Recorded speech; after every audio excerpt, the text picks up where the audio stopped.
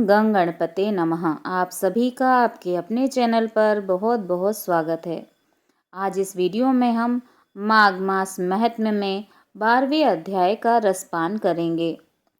सबसे पहले हम गणेश जी की वंदना करेंगे। ओम गजाननं भूतगणादिसेवितं कपितजम्बूफलचारुभक्षणं उमासुतं शोकविनाशकारकं नमामि विघ्नेश्वर पाद पंकजम। बोलिए गणपति गजानन महाराज की जय। माघ मास के ठाकुर की जय। यमदूत कहने लगा कि जो कोई प्रसंगवश भी एकादशी के व्रत को करता है वह दुखों को प्राप्त नहीं होता।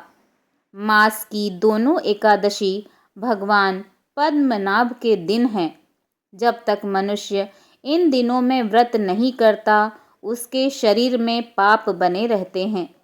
हजारों अश्वमेघ, सैकड़ों वाजपेयी यज्ञ एकादशी व्रत की 16वीं कला के बराबर भी नहीं है। एकादशी के दिन व्रत करने से 11 इंद्रियों से किए सब पाप नष्ट हो जाते हैं। गंगा, गया, काशी, पुष्कर, कुरुक्षेत्र, यमुना, चंद्रभागा कोई भी एकादशी के तुल्य नहीं है। इस दिन व्रत करके मनुष्य अनायास ही वैकुंठ लोक को प्राप्त करता है। एकादशी को व्रत और रात्रि जागरण करने से माता पिता और स्त्री के कुल की 10 पीढ़ियां उद्धार पाती हैं और वह पीताम्बरधारी होकर भगवान के निकट रहते हैं।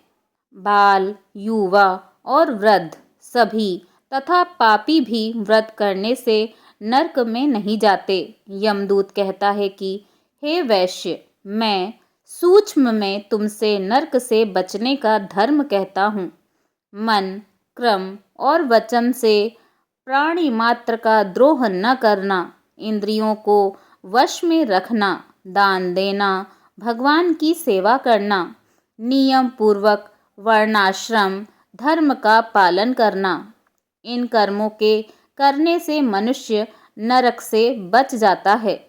स्वर्ग प्राप्त करने की इच्छा से मनुष्य गरीब भी हो तो भी जूता, छतरी, अन्न, धन, जल कुछ न कुछ दान देता रहे। दान देने वाला मनुष्य कभी यम की यातना को नहीं भोगता तथा दीर्घायु और धनी होता है। बहुत कहने से ही क्या, अधर्म से ही मनुष्य बुरी गति को प्राप्त होता है।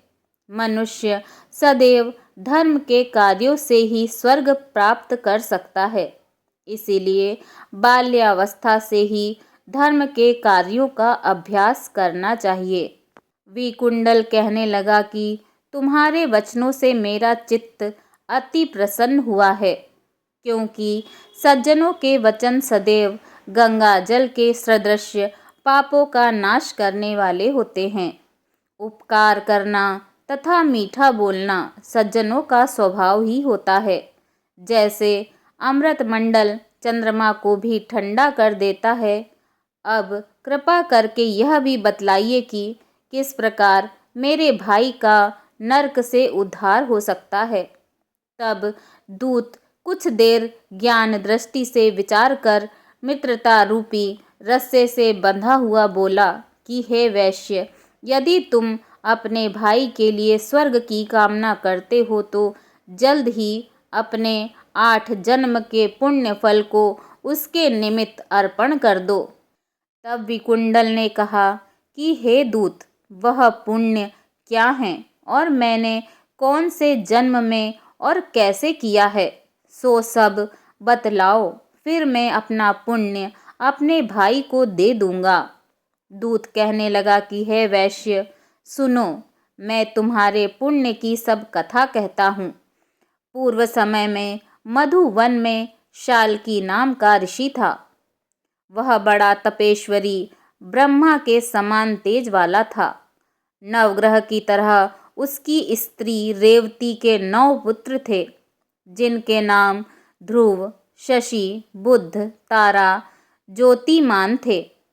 इन पांचों ने गृहस्थ आश्रम धारण किया तथा निर्मोह, जीतमाय, ध्याननिष्ठ और गुणातग ये चारों संन्यास ग्रहण कर वन में रहने लगे। ये शिखा सूत्र से रहित पत्थर और सोने को समान समझते थे। जो कोई अच्छा या बुरा उनको अन्न देता वही खा लेते, और कोई कैसा ही कपड़ा देता उसको ही पहन लेते। सदैव ब्रह्म के ध्यान में लगे रहते। इन चारों ने व्रत, शीत, निद्रा और आहार सबको जीत लिया। बस चर अचर को विष्णु रूप समझते हुए मौन धारण करके संसार में विचरते थे। ये चारों महात्मा तुम्हारे घर आए, तब तुमने मध्याह्न के समय भूखे प्यासे इनको आंगन में देखा। तब तुमने गदगद कंठ से आंखों में आंसू भरकर इनको नमस्कार करके इनका बड़ा आदर सत्कार किया। इनके चरणों को धोकर बड़े प्रेम से तुम इनसे कहने लगे कि आज मेरे अहो भाग्य हैं, आज मेरा जन्म सफल हुआ, मुझ पर भगवान प्रसन्न हुए, मैं सनाथ हुआ, मेरे माता पिता पत्नी पुत्र गौ आदि सभी धन्य हैं जो आज मैंने हरि के सदृश आपके दर्शन किए। सो हे वैश्य, इस प्रकार तुमने श्रद्धा से उनका पूजन किया और उनके चरणों को धोकर जल को मस्तक से लगाया। फिर विधि पूर्वक इनका पूजन करके तुमने इन सन्यासियों को भोजन कराया। इन सन्यासियों ने भोजन करके रात को तुम्हारे घर में विश्राम किया और ब्रह्मा के ध्यान में लीन हो गए। इन सन्यासियों के सत्कार से जो तुम्हें पुण्य मिला उसको कहने में मैं असमर्थ हूँ, क्योंकि सब भूतों में प्राणी श्रेष्ठ है। प्राणियों में बुद्धि वाले, बुद्धि वालों में मनुष्य, मनुष्यों में ब्राह्मण, विद्वानों में पुण्यात्मा और पुण्य आत्माओं में ब्रह्मज्ञानी सर्वश्रेष्ठ है। ऐसी ही संगति से बड़े बड़े पाप नष्ट हो जाते हैं। यह पुण्य तुमने अपने पहले 8वें जन्म में किया था। सो यदि तुम अपने भाई को नरक से मुक्त कराना चाहते हो तो यह पुण्य दे दो। सो दूत के ऐसे वाक्य सुनकर उसने प्रसन्न चित्त से अपना पुण्य अपने भाई कुंडल को दे दिया और वह नरक से मुक्त हो गया और दोनों भाई देवताओं से पूजित किए गए। तब दूत अपने स्थान को चला गया। इस प्रकार वैश्य के पुत्र विकुंडल ने अपना पुण्य देकर अपने भाई को नरक की यातना से छुड़वाया। सो हे राजन, जो कोई इस इतिहास को पढ़ता है या सुनता है वह 1000 गोदान का फल प्राप्त कर लेता है। बोलिए भगवान श्री हरि विष्णु जी की जय। ओम नमो भगवते वासुदेवाय नमः।